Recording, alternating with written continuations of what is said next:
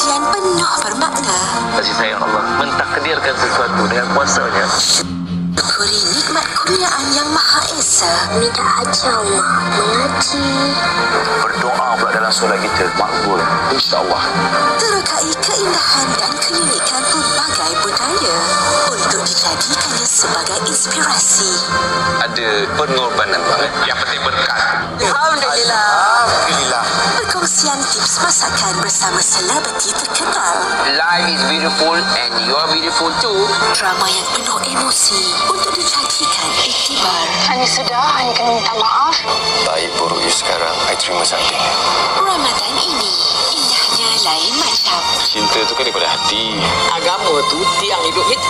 Hanya di Astro Warna saluran 118 kini dalam BT TV dan StarHub.